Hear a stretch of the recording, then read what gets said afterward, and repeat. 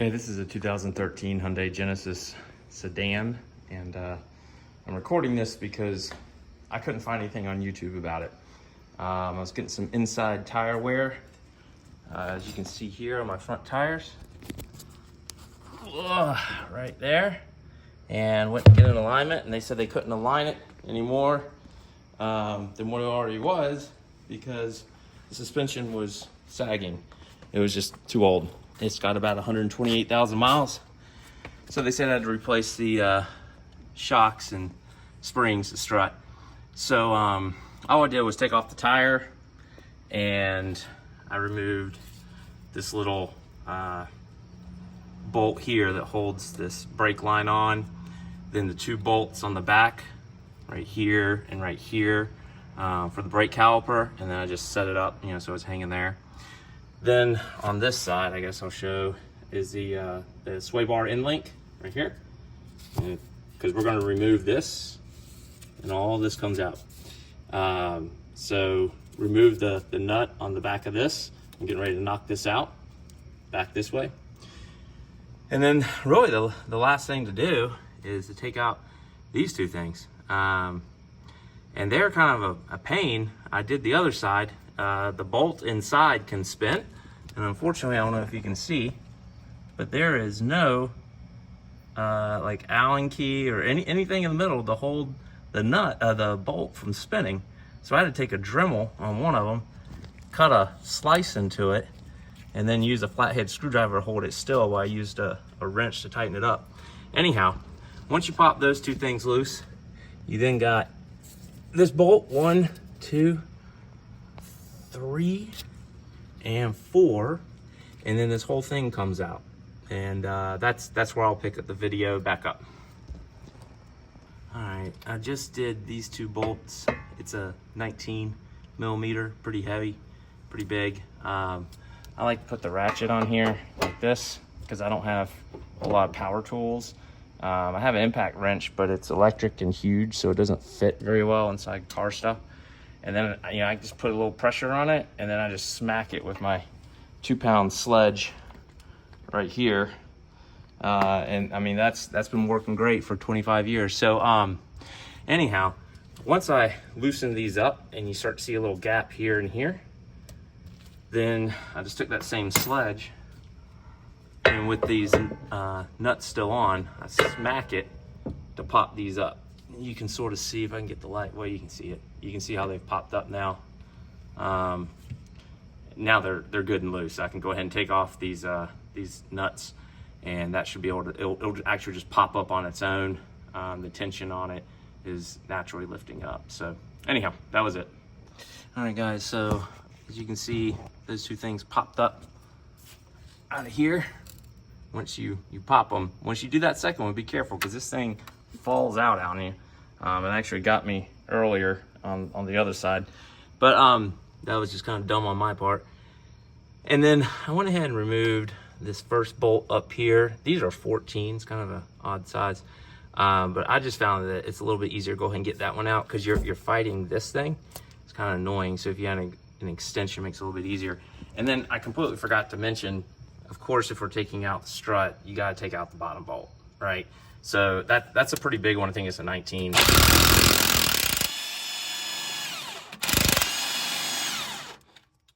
There we go. All right, guys, so pop those 4 bolts out. They come out pretty easy. Again, with the extension, makes it nice, not to have to get in there quite as deep. And took out that 19 millimeter bolt down there. You may need a wrench, on the other side to hold the nut. Maybe not, but and then it's easiest to take this whole thing kind of up and off of this, slide it over, and then drop everything out. The challenge is it's kind of stuck on this. So if y'all don't have some other jack, this is like a cheap little bottle jack from Walmart. I bought it years ago. It was maybe 20 bucks. But, just sitting here, just pump up this little thing right here. It just provides a little bit of lift. And then when I pull down on this, it just kind of helps separate the strut from, I don't know what that thing is, whatever the control arm, I guess. But those small little things really help out, can save you hours. So if you don't have it, it's always good to have a second jack. Of course, I've got my jack, and then jack stands, wheels are chalked. Do be smart. I've not always been smart in the past, and I'm glad to still be alive. All right, guys, so here's the strut taken out. Here's the new strut. Unfortunately, whenever I'm doing suspension work, I try to stick to like parts that I know, like Moog. Definitely with struts, Monroe, I think it's KYB, but I haven't been able to find that stuff for the Genesis. There just wasn't really anything offered. So Amazon had this TRQ, and having installed the other side, man, I mean, it seems like a direct factory replacement. It seems pretty nice. When I installed it, it was 1 inch higher. I expect that to settle, so I'm hoping that it works out great. What I was gonna say is we gotta take this metal piece off, and another video said that you had to compress the coils and all, and I did that years ago. It's always a little dangerous, but you don't have to do that, fortunately. So you just take a screwdriver, there's this little plastic piece here, you pop that off, keep it, because you're gonna need it, put it back on, and you take off these 3 bolts. Do not touch this one in the middle. That's what keeps the spring under compression. Do these 3 bolts. This whole thing is kind of on there. I kind of banged it on the concrete and it shook off and came off, and it was fine. And then you take it and you put it on the new one. Make sure you notice the orientation of the strut and how it fits onto this piece. Luckily, I did do that the first time, and it went in easy. I'd imagine that could have been a headache if I hadn't been paying more attention. But then, so take this off, put it on the new one. The new one has different size nuts, but these are 14s here on the stock. The new one is, I don't know, something larger. That's all I know.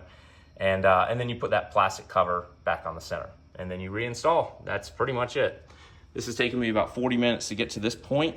I imagine probably taking about 40 minutes to put it all back together. So when I was doing the other side and reinstalling this, the first side, and I was putting these nuts back on, this bolt kept spinning, and there's nothing on the back side for you to grab, and like I said, there's nothing underneath. I spent hours messing with that thing. I couldn't figure out what the deal was, what to do. I looked at a bunch of YouTube videos. They all talk about like providing lateral torque on it to kind of help pinch it. That's all well and good, except that on this, it's the upper ball joints, and you can't really do lateral torque because these things are holding it there. So what I ended up having to do was just take a Dremel and just cut a crease right there so I could get a flathead screwdriver on it and hold it still while I wrenched it up. I don't know if I'm gonna have that same problem on this side, but while it's out, it's really easy just to go ahead and cut it. So that's what I'm gonna do. You don't necessarily have to do that, but if you run into that problem, that is probably the easiest solution. If you got a Dremel, some guy said he did a hacksaw. I don't know how you even get that started and keep it straight, but anyhow, that's the workaround. All right, guys, so everything is all buttoned up. Got those 2 bolts back there.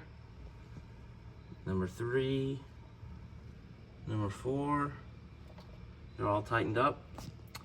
Got these 2 here. Good thing I did go ahead and cut slits in the bottom. I don't know if you can see that, because I had to use it on both of them.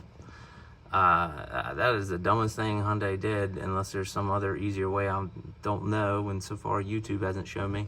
But with the cuts in there, flathead screwdriver really wasn't too bad. So got that done. This was kind of a bear to wrestle into place. The other side was easier. I don't know why, whatever. But got it all tightened down. Put back the brake line in this little bolt right there. And then of course the 2 bolts on the brake caliper. And then this end link right here. Just not a lot of light, a lot of space here. Right there. There we go. And that's it. I mean, it's really not that bad. It's just kind of a pain getting everything to fit. You know, I mean, I had a bunch of tools out that I had to kind of mess around with, but you know, got it done. Hope everything goes well with y'all's.